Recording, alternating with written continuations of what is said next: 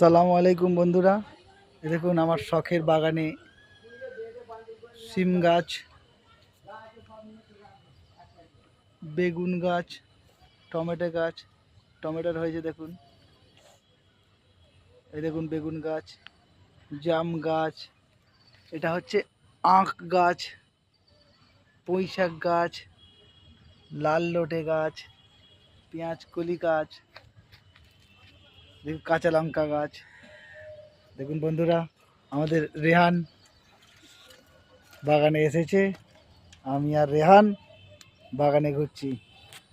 আমরা আমাদের বাগানে গাছে পানি দিচ্ছি। সবাই ভালো থাকো, টাটা।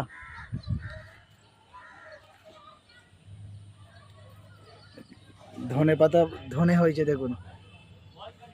হ্যাঁ, ধনে, এটা ফুল।